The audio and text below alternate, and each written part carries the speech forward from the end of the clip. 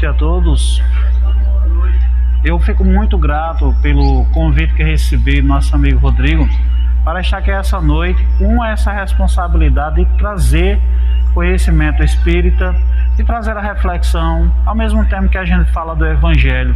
Porque embora a palestra de hoje tenha um sentido de conhecimento científico mesmo a respeito dos processos de encarnação e desencarnação, esses processos que passam por nossa vida nunca deixam de estar atrelados ao Evangelho.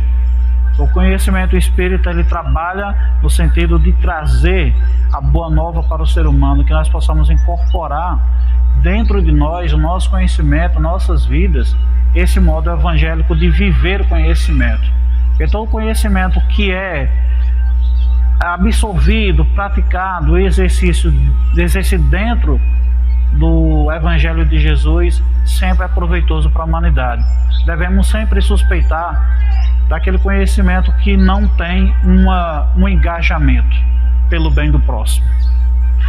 Eu fico muito feliz de estar aqui. Eu realmente agradeço muito o convite de Rodrigo e, como eu disse, eu acho realmente uma grande responsabilidade. Enquanto eu preparava alguns esboços, porque eu pretendia falar para vocês, eu pedi a Deus e aos espíritos que me ajudam sempre no meu dia a dia que me inspirassem, que eu trouxesse as palavras certas. Porque muitas vezes, para audiências específicas, a gente precisa trazer palavras certas.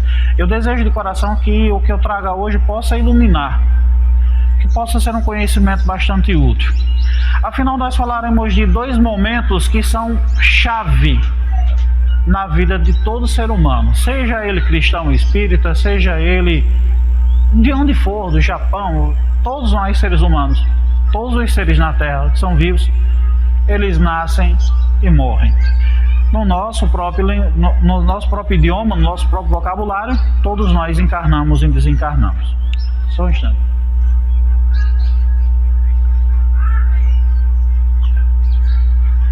A maneira como lidamos com esses dois processos extremamente vitais da nossa vida faz com que a cultura humana seja extremamente diversa. Não há como negar. Nascer e morrer são dois momentos não só extremos da nossa vida, mas também são os mais belos que nós temos. Que felicidade existe numa casa onde nasceu um ser novo? Quantas festas a gente já inventou? Quantas culturas existem para celebrar uma vida que chega? Quantas? Imaginem só. Quais os significados que ao redor do mundo culturalmente se atribui à chegada de um ser novo, de uma vida nova em cada ambiente, em cada casa? Mas vamos pensar pelo outro lado também. O quanto o ser humano inventou de cultura para celebrar a partida. Porque talvez na nossa cultura nós tenhamos um certo aspecto um pouco triste, negativo da morte, a qual a nossa doutrina nos salvou, digamos assim, porque a gente compreende que a morte ela não existe e quando o ente querido nos deixa, ele está apenas dizendo até logo. A gente sabe que a vida é eterna, o corpo perece, mas a vida continua. Mas viver e morrer, especialmente morrer, desperta todos os tipos de manifestações diferentes no mundo afora. Existem culturas que trabalham com muito mais alegria. Eu vou só citar uma bem próxima da gente em termos culturais. O México, ele trabalha a morte com muito mais alegria do que nós. Os mexicanos, devido à cultura que foi herdada dos astecas também, porque os astecas eles não celebravam a morte porque alguém morreu, ninguém chorava, eles comemoravam. Comemoravam porque tiveram o privilégio de conviver com uma pessoa. Comemoravam porque tiveram o privilégio de estar do lado daquela pessoa que deixou alguma coisa, algum legado. E o mais importante, aqueles que se foram, são importantes para mim. O Dia de los Muertos, traduzido Dia dos Mortos, mas geralmente refere-se em espanhol, para ficar mais bonito talvez. Mas o Dia de los Mortos é um dia extremamente belíssimo. Parece, para nós que estamos de fora, parece assim que é um dia estranho. Nossa, há uma identificação muito forte com os mortos. As pessoas vão para os cemitérios, mas não para lamentar, mas para fazer festa. Eu até recomendo, vou até pular fora, que eu até recomendo, tem uma animação da Disney que é fantástica. Olha, uma das melhores animações que eu já assisti. A mensagem que ela transmite É uma das coisas mais lindas que eu já vi. É Viva la Vida. A vida é uma festa. O título original é Coco, se eu não me engano, porque refere-se àquela senhorinha que é a sogra, a avó da criança. Obrigado por você lembrar, eu misturei agora. A vida é uma festa. Nossa, que desenho maravilhoso, porque celebra a vida e não a morte. E nisso parece conosco, porque a morte não existe. Então, aqui a gente vai ver alguns aspectos sobre a encarnação e a desencarnação. Esses dois aspectos muito bonitos da vida. Mas vamos ver como é que acontece. Porque é certeza que ao buscarmos uma doutrina espírita, queremos ter conhecimento sobre os espíritos. Nós queremos ter conhecimento sobre aquilo que é fantástico, enquanto a gente não sabe a verdade. Porque é igual um show de mágica, você acha que aquilo é tudo esplêndido, até você descobrir a verdade e saber que não existe sobrenatural.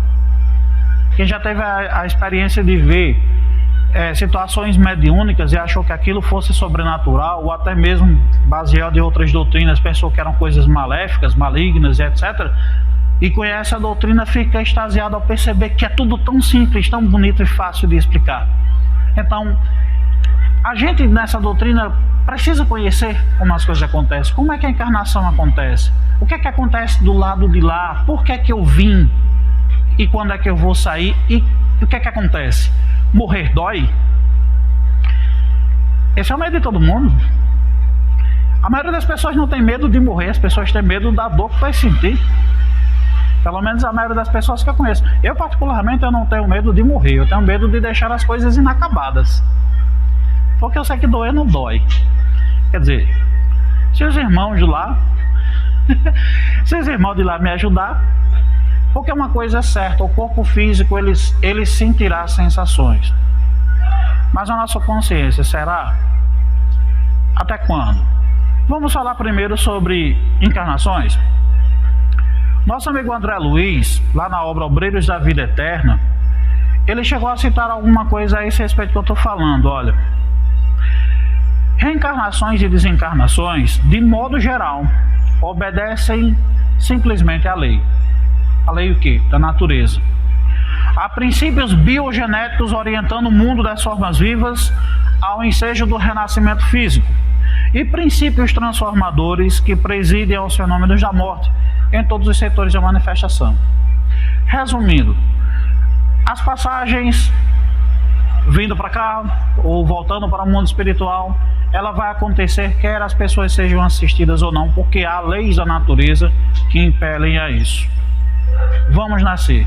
Se vamos ser assistidos, se nós faremos uma boa reentrada na vida material e se sairemos muito bem, vai depender exatamente da nossa evolução, do nosso círculo de orientadores, de guias, basicamente o nosso merecimento.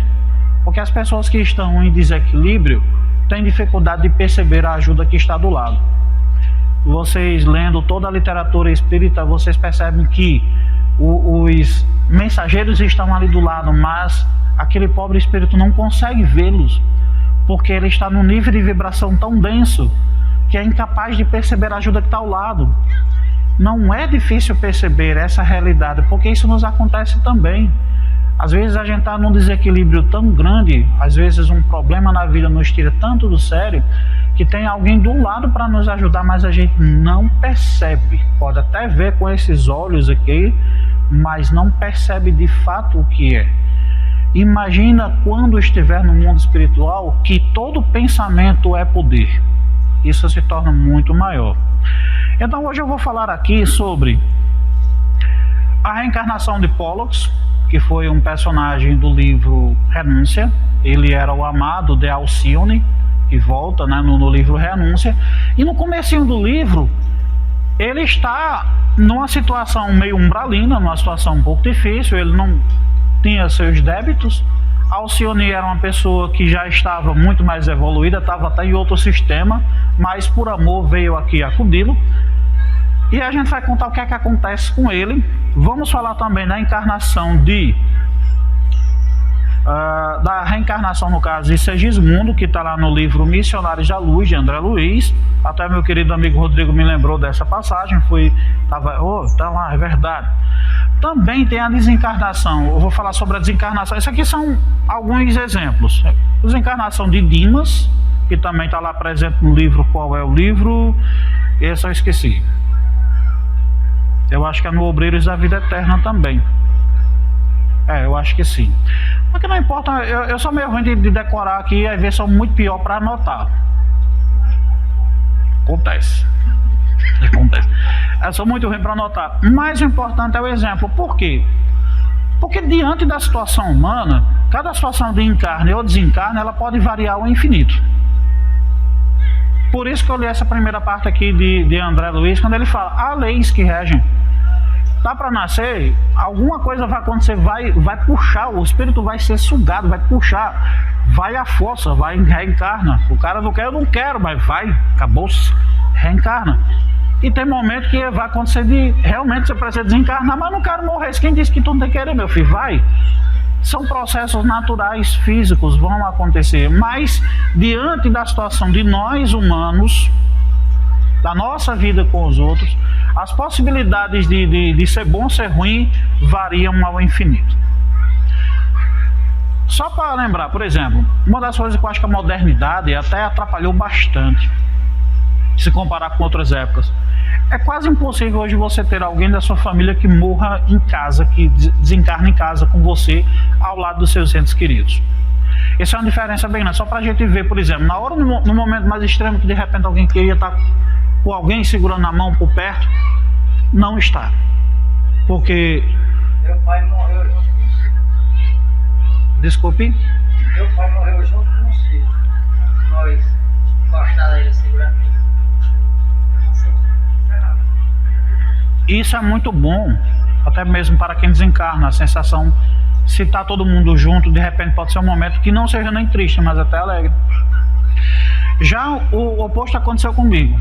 Quando meu pai desencarnou, eu não estava com ele. Meu pai estava com uma infecção generalizada, ele estava numa UTI natal, e ele estava numa situação que eu não podia ver ele nenhuma vez por dia. Então eu vim em Parelhas um dia para resolver algumas coisas, mas no mesmo dia que eu vim, aconteceu dele desencarnar. Eu estava, inclusive, eu sou músico também, estava tocando era dia 20 de janeiro, foi em 2014, dia da festa do padroeiro. A gente terminou a última missa. A banda tocou no final lá de frente à igreja, como a gente costuma fazer. No mesmo instante eu senti o que aconteceu. Eu virei para o meu amigo e disse: eu acabei de ter uma certeza agora, do nada, assim, meu pai partiu. Ele disse: o que é isso, criatura? Não, isso é besteira da sua cabeça. Eu cheguei em casa, a minha esposa disse: ligaram de Natal, queriam falar com você. Quem era? Não, sabe que é assistência social lá do Teoclésio Marques. Aí quando eu ligo, eu disse: porque o seu pai faleceu. Eu já sabia. Mas aí eu perguntei por curiosidade, eu ainda não fazia parte do movimento espírita, mas já era espírita. Me diga, que horas aconteceu? Aí quando a moça falou, foi justamente o mesmo horário que eu tive a sensação exata do que aconteceu. Por quê? A minha explicação, pode ser que não seja, mas o meu pai não me vendo lá, porque ele confiava em mim, de repente ele chegou ali de volta: meu filho, eu queria tanto que você estivesse comigo, porque eu senti uma espécie de opressão, uma saudade. Naquele momento eu senti isso. E eu queria muito ter estado com ele, mas infelizmente não foi possível. Então, para cada ser humano, vai acontecer mil uma possibilidades. Se ele sentiu quando desencarnou, não vou saber, mas existem algumas coisas que a gente pode conhecer. Como é que vai ser? Vamos falar aqui, por exemplo. O que é que acontece na encarnação? Acontecem alguns processos. Dependendo do espírito, dependendo da pessoa, você pode ter um plano reencarnatório. Talvez você esteja num lugar, no plano espiritual, em que as pessoas lhe orientam a você fazer um plano. O que é que você quer fazer nessa sua nova experiência? Há pessoas que viveram vidas tão perturbadas e estão tão perturbadas ainda no plano espiritual, que os mentores lá muitas vezes nem têm contato com a criatura, mas dizem: olha, essa criatura a gente vai botar para reencarnar logo, porque vai ver se apruma, né? E já coloca a revelia, nem tem tempo de fazer plano. Que plano que nada, vamos embora. mas talvez a gente tenha um galardão na próxima vez. E aí a gente faz um plano. No próximo plano eu vou colocar: eu quero ser bonito, porque dessa vez eu fui feio, mas não foi legal. De repente eu vou botar assim: eu também quero ser rico, porque eu fui pobre a vida inteira, não é legal. Então vai ver que eu passo por essas experiências e seja pior ainda. Não sei, os mentores vão me dizer: meu filho, deixe de besteira. Não vai ser assim. E o orgulho, vaidade, coisa que eu nunca tive, vaidade de quê? Mas esses defeitos todos a gente tem, de certa forma nós trazemos. É importante que a gente saiba o que não anima nosso coração, o que nós somos de verdade. Jesus sempre disse: conhece-te a ti mesmo. Quando você conhece o que você é, seus defeitos, você é capaz de mudá-los. Você é capaz de modificar a forma de pensar. Não é tão fácil, mas há exercício, dá para fazer. Eu vou citar um exemplo. Eu não sou a fina flor da cidadania, a pessoa mais linda do mundo, Chico Xavier. Não sou. Sou uma pessoa que tem um preconceito, sou uma pessoa que tem meus defeitos. No passado eu era muito pior. Hoje eu já consegui controlar muito. Eu sou professor, às vezes eu fazia piada no curso, eu fazia uma piada que hoje em dia é homofóbica, e é uma piada que não deveria ser feita, nem antes nem depois. Mas foi com a experiência que eu fui percebendo que isso não era certo. E hoje eu mudei muito de mim, eu me policio, eu faço diferente. Porque isso é um exercício, é uma mudança de postura, porque eu me conheço. Quando a gente se conhece e se assume, a gente é capaz de mudar. Quando a gente permanece no erro, é o orgulho. Aí é. E aí vai acontecer alguns processos. Você pode ter um plano reencarnatório. É o que vai acontecer com o caso de Segismundo, que está lá no livro Missionários da Luz. Vocês podem ver o capítulo 13, acho que 13 e 14, Missionários da Luz. E Segismundo tem um problema meio sério para voltar, porque no caso dele, ele era um criminoso, ele tinha sido assassino daquele que seria agora o pai dele. E a pessoa que seria sua mãe era a pessoa que ele queria ter ficado, mas por causa do crime que ele fez, ela acabou caindo numa vida difícil, um prostíbulo, e todos os três desencarnaram em intensas vibrações de ódio um pelo outro. Então foram muitos anos a erraticidade para que eles percebessem que dava para mudar. Raquel, que era a mulher na outra vida, ela aceitou que seria a mãe dele, ela estava mais apta, mas a pessoa que seria o pai, que foi o assassinado, ele tinha pavor daquele espírito que foi seu assassino na outra vida. A grande dificuldade foi justamente essa: como trazer naquele seio ali uma pessoa que não era muito querida, justamente por esse histórico. Vai que esses três entram no acordo e dá certo. Eu estou só adiantando um pouco. Quando essa criança nascer, que tipo de amor esse pai vai ter pelo filho, sabendo que mesmo inconsciente os ódios permanecem? Mas o que vai acontecer justamente para que aconteça um momento de nascer, a encarnação? Por que nós, espíritas especificamente, a gente não concorda, a gente é contra o aborto? Nós não concordamos com o aborto, é um crime contra a vida. Porque desde o momento da concepção, aliás, até antes da concepção, já existe um plano, né? Às vezes existe um plano, mas na hora da concepção, a vida que vai reencarnar já está ali. Alguns cientistas, alguns políticos, algumas pessoas diriam: não, só tem vida depois de 4 meses, que tem um sistema nervoso. Todo mundo é nervoso em qualquer hora. Eu sou nervoso desde que nasci, antes de nascer. Eu acho que antes de encarnar eu era nervoso. Olha, não é a partir daí que existe vida. A vida já existe desde quando a primeira célula se tornou independente. A vida. E é isso que o Espiritismo diz. O que é que vai acontecer com o espírito do lado de lá?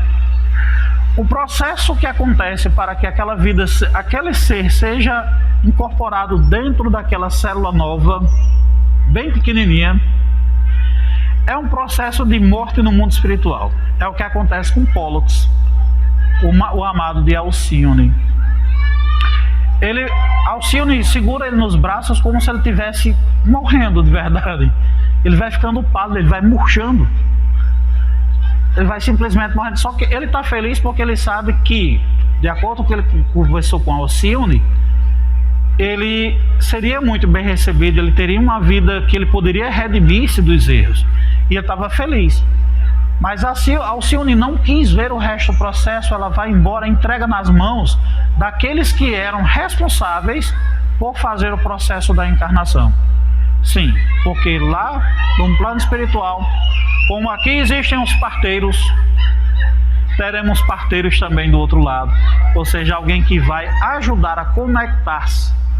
Existem até mesmo os espíritos que trazem especificamente os seus cromossomos para que saiba qual vai ser as células específicas que vão se juntar e formar um ovo. O gameta feminino e masculino vão se juntar, não é à toa, é escolhido. Vocês aprenderam na escola que quando existe uma relação entre homem e mulher, os espermatozoides vão correndo numa corrida desenfreada que é para chegar logo lá no óvulo e fecundá-lo. E ainda tem gente que diz assim, olha, dá para acreditar que eu fui o espermatozoide mais veloz? Mas não é assim. Essa informação está errada. Há um equívoco. Mas esse equívoco só foi descoberto pela ciência um tanto recentemente. Na década de 90, cientistas americanos e israelenses conseguiram descobrir que não é o espermatozoide que fecunda o óvulo, é o óvulo que escolhe. Essa é a linguagem da ciência, é como eles explicam materialmente. O óvulo ele libera substâncias que permitem que aquele espermatozoide com quem ela se engraçou, que possa fecundá-lo. E aí acabou aquela besteira de dizer que o homem é que fecundou. Não, é a mulher que fecundou. Ela que escolheu. Então não existe correria, não existe corre-corre, na realidade existe uma seleção. E quando você vai para a obra de André Luiz, ele explica que sim, no momento da fecundação, várias células do interior do organismo, eles criam um campo magnético e provavelmente material, porque ele não especificou, ele só se preocupou em explicar a parte magnética, que vai atrair o espermatozoide específico que combina com aquelas características que você precisa ter para esta vida. Não é à toa. E mesmo que não tenha um grupo um grupo grande de seres que trabalham nessa encarnação, no processo de encarnação muito grande, mesmo assim a natureza ainda consegue fazer esse tipo de conexão. E a parte misteriosa da ciência é que, conclusão dos cientistas americanos e israelenses, não sabem quais critérios ou por que o óvulo escolhe quem. E nós sabemos. Que legal seria se a ciência material aceitasse as informações que vêm no mundo espiritual. Porque aquilo que eles não entendem que o óvulo faz é justamente aquela parte que não é visível aos nossos olhos materiais. O mundo espiritual está agindo ali. E dependendo de como o seu perispírito, o registro que ele leva de suas vidas anteriores, vai atrair especificamente aquele espermatozoide e aquele óvulo específico. Até isso também. Então o espírito que vai se reencarnar, ele passa por um processo de apequenamento, ele vai achatando. Alguns recebem ajudas de mentores para que esse processo seja mais leve. Falou que ele até recebeu, mas ele se sentia morrendo, ele se sentia angustiado, ele perdia os sentidos, ele perdia a consciência. E até chegar no momento em que aquele espírito diminuiu o suficiente para chegar naquele óvulo lá, ele perde completamente a consciência. E esse perder a consciência é um momento traumático. Os dois momentos muito traumáticos da nossa vida, o encarne e o desencarne. E é fácil saber o que é isso, porque se você voltar à sua memória, o máximo que você puder, você não lembra de quase nada da sua infância, aliás, de nada, né? É impossível. Da sua infância como bebê, a mente é embotada, nossas memórias não funcionam. Ao mesmo tempo que no processo de desencarnação, a perturbação mental, a pessoa fica desconexa, ela não vai levar muita lembrança do que está acontecendo.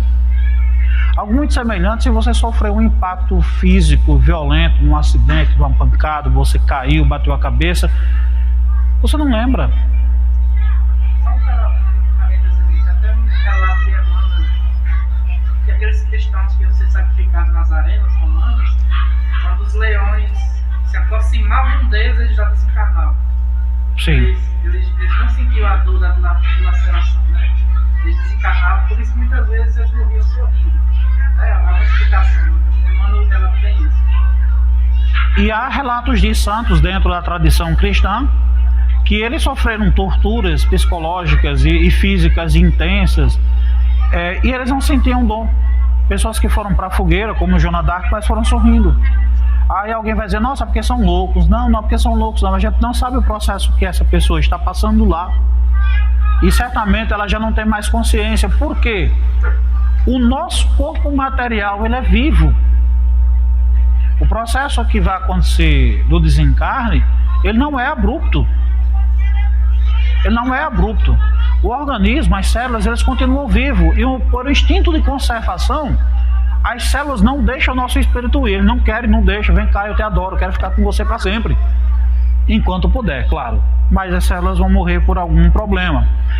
Então, vamos partir para o segundo ponto. Aqui, nós estamos entendendo que o espírito diminui até chegar à possibilidade de ser encaixado naquela célula. Ele vai ser encaixado energeticamente a cada molécula, a cada átomo daquele novo ser. E vai ser o perispírito, junto com os cromossomos, que vai dizer como é que será aquele novo corpo. Porque o nosso perispírito, ele leva registros da nossa vida que podem afetar a outra.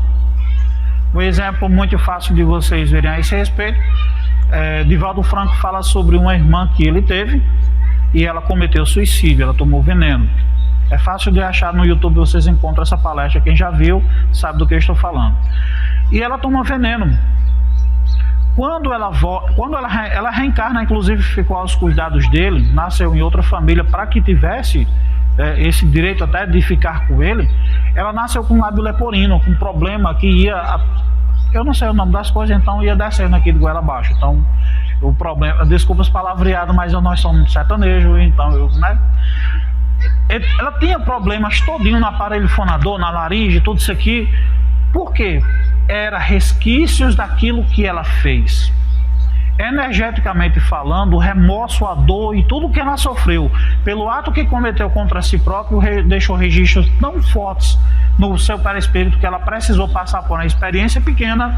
Ela viveu poucos anos, aquela criança, apenas para fazer uma limpeza no perispírito, porque o corpo físico tem essa capacidade, ele vai servir como uma esponja para limpar certas coisas. E esse foi um caso. E o perispírito, ele vai imprimir muitas das características que a gente precisa trazer para essa vida, porque na realidade nós trazemos nossa personalidade, ela precisa ser impressa. Nada acontece de forma misteriosa, tudo é realmente material e um dia poderá ser explicado mesmo com a ciência material, porque o espírito não é coisa assim, sabe? Não sei, existe? Não, existe a energia, ela é palpável. Existe energia. Eu vi hoje não, essa semana, eu vi uma matéria dos físicos justamente criando um novo conceito para matéria. E adivinhe qual foi o conceito que eles criaram ao perceber que partícula não funcionava, onda não funcionava, a teoria da relatividade não funcionava, era preciso criar uma teoria nova para que tudo se encaixasse. Ele chegar na conclusão de que a matéria é energia condensada. Quem foi que disse isso? Há 150 anos atrás. 150 o quê? 170? Não sei por aí. Está lá no Livro dos Espíritos. Não é novidade. A matéria é isso. Então, vamos seguir. É preciso que exista uma vinculação entre aquelas pessoas que estão... quem está recebendo um novo espírito e quem está reencarnando. Então, a vinculação psíquica da mãe, da mulher, é muito forte em relação ao filho. E desde aquele primeiro momento, aquilo que a mãe sente passa para o filho. E até vice-versa. Não é à toa que até os médicos dizem, os ginecologistas, conversa com seu menino, apalpe ele, conversa com ele, dê um nome logo. O ginecologista que cuidava da minha esposa aconselhou ela já no primeiro mês, já deu um nome para ele, já, porque já cria um vínculo. Imagina se esse vínculo for com alguém que você não gosta.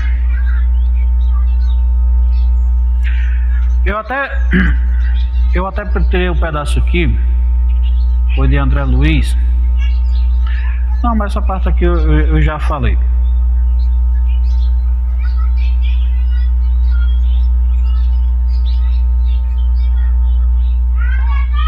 Então, todo esse processo que existe do plano espiritual para que alguém reencarne, ele vai depender muito em si da simpatia entre as pessoas que fazem parte do processo.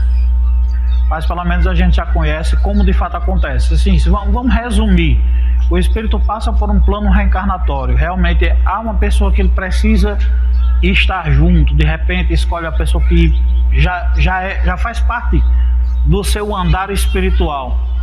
É preciso ter um vínculo entre as pessoas de alguma maneira. E o espírito vai ficar pequenininho até caber lá. E a partir daquele momento o espírito está vinculado diretamente àquele ser. Todo aborto ele vai implicar no fim dessa trajetória. Esse é o motivo pelo qual a doutrina espírita se posiciona contra o aborto. Mas eu só queria colocar um ponto que esse aqui eu coloco para mim mesmo.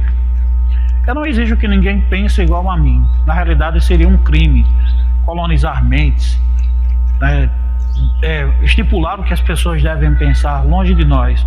Cada um é capaz de ler a doutrina, de ter sua experiência na vida e desenvolver a opinião própria e amadurecer por si próprio. Mas eu penso o seguinte: independente de qualquer lei que seja aprovada, se é permitido ou não o aborto, quem tem que cuidar de aborto ou não é a lei, somos nós. E isso não tem lei no mundo que segure, porque as pessoas que não são... aliás, até piora, porque a gente hipócrita que diz que não concorda com o aborto, mas é só aparecer a oportunidade que vai lá abortar. Ou um homem que manda a mulher abortar, ou a mulher que quer abortar por vontade própria ou por problemas pessoais. Eu particularmente acho que, se são meus valores, eu nunca faria. O que a outra pessoa faz com a vida dela, é da vida dela, não minha. Mas se eu puder esclarecer, eu esclareço. Se eu puder botar o meu ponto de vista, se eu puder falar, aconselhar, eu aconselho. Mas eu nunca posso dizer para alguém, alguma das moças, não aborte porque é pecado. Jamais farei isso. Parece que até um convite. Parece que até um convite quando você diz que algo é errado de fazer, o cara vai lá e faz de propósito. Então é muito melhor você ter mais simpatia pelo andar da pessoa, calçar os sandálios que ela está calçando, para saber o que ela está vivendo, para ver se vale a pena ou não. Não é nossa tarefa julgar, mas o aborto sim, é um problema muito grande na vida de um reencarnante. Ele precisa da experiência. Às vezes até mesmo passar por aborto pode ser a experiência que ele precisa passar. A gente não sabe o histórico dele, mas vamos ver assim. Tem uma parte aqui que eu selecionei de Allan Kardec, e ainda tem a ver com isso que eu estava falando. Está no livro A Gênese, capítulo 11, item 11 também. Para ser mais exato, é preciso dizer... Eu acho que eu estou me alongando muito, estou falando muito, ó. É porque às vezes a gente se empolga, eu sou professor, então a gente vai falando. A gente tem a noite todinha, não tem? Tem. Tem mais 20 minutos? Oh meu Deus. Eu vou ser mais resumido. E Allan Kardec diz assim, para ser mais exato, isso aqui já está no livro A Gênese, porque nós sabemos que a obra basilar ele foi complementado com outras obras, porque o Espiritismo é científico, ele vai buscar experiência, ele vai conhecer, vai aumentar o conhecimento, sempre aumentar. E Kardec já dizia, para ser mais exato, é preciso dizer que é o próprio espírito que modela o seu envoltório e o apropria às suas novas experiências, aperfeiçoa-lhe e desenvolve e completa o organismo, à medida que experimenta a necessidade de manifestar novas faculdades. Numa palavra, talha-o de acordo com a sua inteligência. Deus lhe fornece os materiais, cabe-lhe a ele empregá-lo. Kardec está colocando aqui para espíritos que já sejam capazes até de escolher suas provas. Nem todos terão essa capacidade, mas haverá essa possibilidade de você fazer escolha. Quando Alcione, no mesmo livro A Renúncia, no livro Renúncia, que é um belo livro, eu aconselho a leitura, quem não leu, lê agora, porque é excelente, maravilhoso. E Ave Cristo também, eu sou muito fã de Ave Cristo. E ela vai reencarnar, era um plano para ela, e trouxeram uma mulher bonita, essa não quer isso não. ela que escolheu o que ela ia fazer, o que ela ia passar, ela teve essa possibilidade porque ela sabia a missão que tinha que fazer. Ela que pesou o que precisava. Então está aqui Kardec dizendo, e as obras que vieram complementares na doutrina espírita nos ajudam. Vamos falar aqui sobre o processo de desencarnação. Eu vou usar dois exemplos, que é o caso de Dimas e é o caso do irmão Jacó. Eu vou até começar com o irmão Jacó, que é mais simples, mais fácil. O irmão Jacó está lá naquele livro Voltei. O nome Jacó não era o nome dele enquanto ele era encarnado. Ele chegou até a ser presidente da Federação Brasileira. Ele desencarnou em 47 e em 49, por meio de Chico, ele psicografou essa obra. E nessa obra você começa logo desde o início percebendo o grande desalento, a decepção dele, a tristeza dele ao passar a fazer a transição do mundo material para o mundo espiritual. Eu estava vendo até um documentário, acho que foi uma senhorinha que falou: olha, nós desencarnamos como a gente viveu. É como você é que você vai desencarnar, vai doer, não sei, depende, você é como? Vai ser bom, não sei, como é a sua vida, como é o seu aspecto psicológico. E aí o irmão Jacó era uma pessoa que, embora fosse muito ativo na doutrina espírita, fizesse muita caridade, mas ele tinha muitos problemas pessoais, de arrogância, de orgulho exacerbado, extremo apego a coisas materiais. O que aconteceu? O desencarne dele, ele teve uma imensa dificuldade de abandonar o próprio corpo. Cada energia do seu perispírito estava pegada ao corpo, ele não levantava, parecia que ele estava lá, chumbado naquele negócio. Foi preciso o auxílio de Bezerra de Menezes, fizesse passes, fizesse um trabalho longo, que durou quase 24 horas, para que ele pudesse ser deslocado daquele corpo. E como eu falei anteriormente, o corpo físico ele não morre de imediato. As nossas células eles vão guardando energia vital por muito tempo. Eles ainda não estão mortos de verdade. E eles se apegam muito ao nosso perispírito, não quer deixar, eles nos amam. E é preciso, no caso do irmão Jacó, foi preciso que esse trabalho magnético de Bezerra de Menezes pudesse soltar o perispírito dele. E mesmo não estando completamente cortado, né, separado, ele via uma corda, um cordão de prata, como é dito em muitas doutrinas esotéricas, ligando o corpo espiritual dele ao corpo físico. E é a mesma coisa que vai acontecer com Dimas. Dimas ele era médium, Dimas ele também tinha muito apego. O problema é que a família também tinha muito apego a ele, e isso atrapalha o desencarne, no sentido de que alguém lamenta, eu não quero que vá, ai meu Deus. E aí onde eu percebo que de repente a minha mãe sofreu muito, porque eu tive, lamentavelmente ou felizmente, não sei, isso é uma coisa que eu vou me decidir, mas eu tive que acompanhar o desencarne de minha mãe e eu não queria. Ela sofria lá e eu sofria cá, eu não podia fazer nada e me desesperava. E segundo o que André Luiz traz aqui na obra, é que esses momentos acabam sendo muito difíceis para o espírito, porque ele também está conectado com a gente, ele também está na mesma vibração, só que ele está passando por um processo doloroso de ser removido, de sair do corpo físico. E o que acontece com Dimas é que ele vai ser, como aconteceu com o irmão Jacó, ele precisou ser extraído, ele precisou ser desligado com a ajuda de irmãos do outro lado. Nem sempre vai acontecer, a gente vai falar até de casos diferentes desses, mas ele precisou ser retirado por meio de passes que foram longos. Uma substância do espírito começou a sair do seu umbigo como se fosse o ectoplasma, que é muito usado em efeitos mediúnicos. E aí a André Luiz fala que para que pudesse de fato desligá-lo, eu esqueci até o nome do rapaz que estava acompanhando, mas não interessa, o mentor precisou fazer um trabalho magnético especial na região do cérebro, para que deslocasse a hipófise. É hipófise que chama? Acho que precisou deslocar. E mesmo assim, quando o perispírito dele conseguiu sair do corpo, ele estava em estado de coma, digamos assim. O próprio espírito de Dimas ele não estava consciente. Eu até esqueci de falar dos momentos anteriores, mas vamos só terminar essa parte aqui.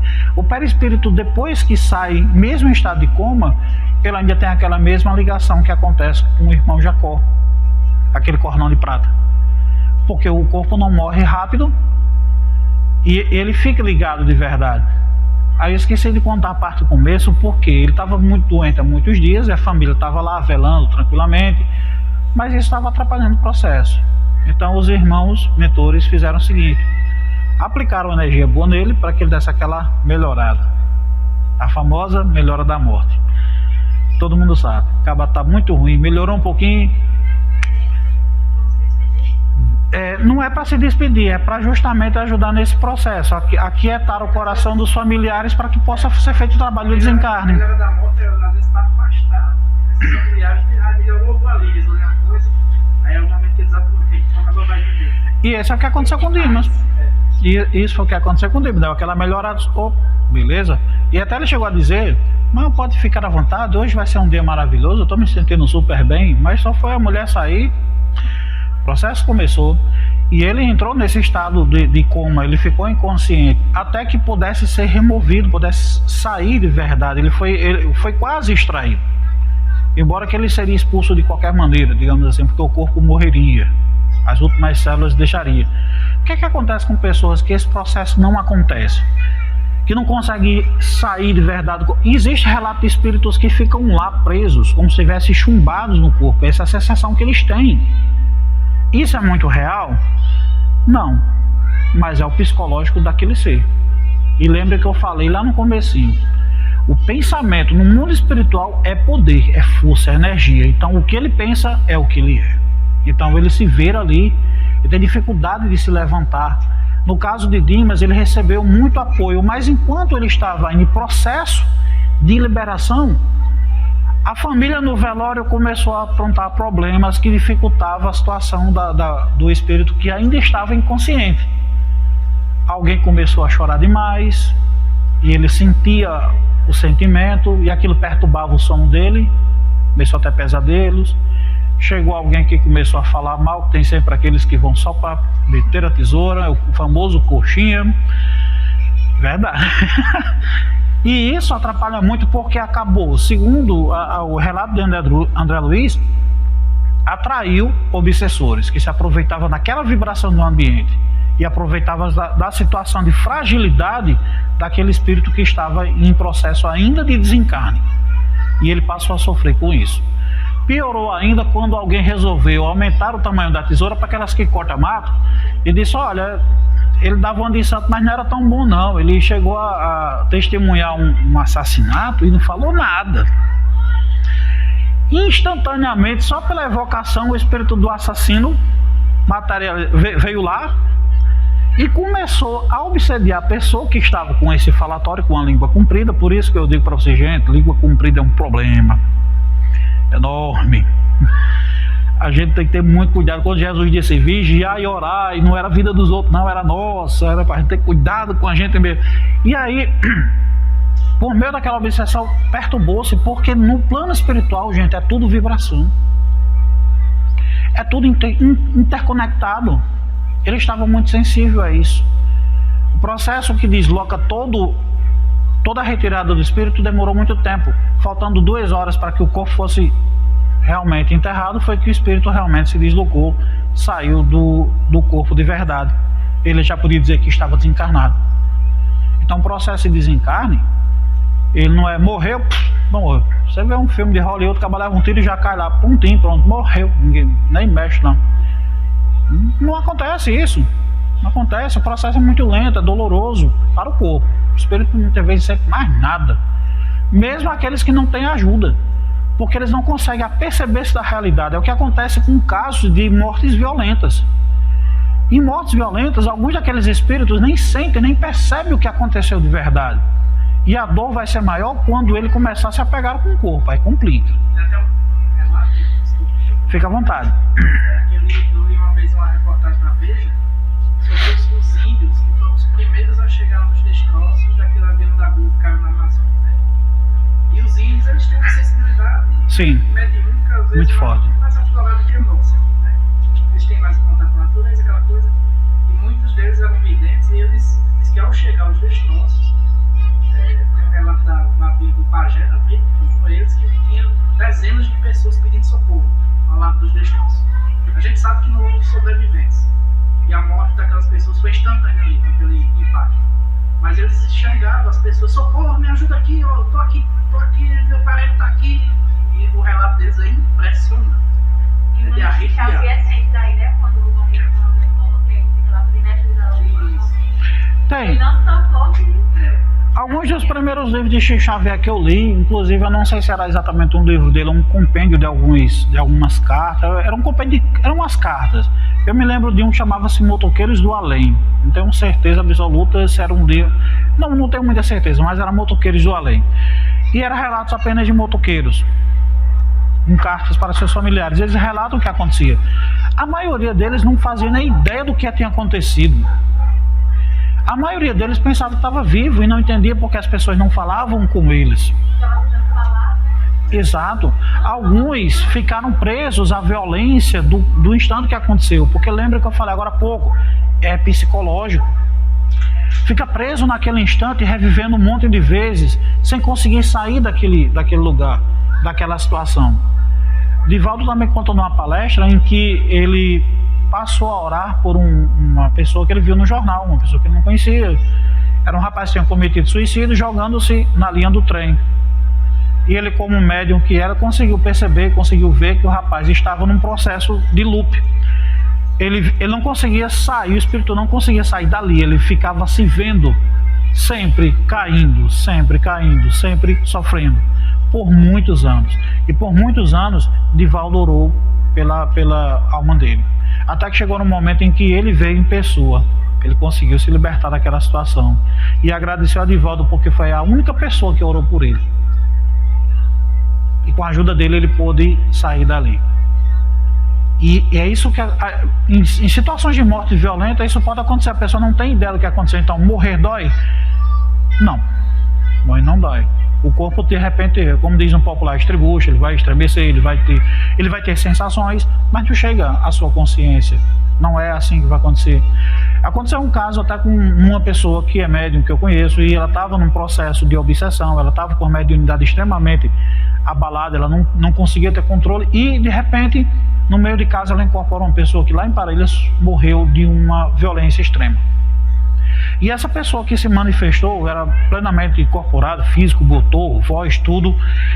A forma como ela agia era como se ela tivesse naquele mesmo momento. Ela a pessoa queria agredir a nós que estávamos lá, porque ainda estava naquele processo, vivendo aquele processo da morte dele, e queria vingança.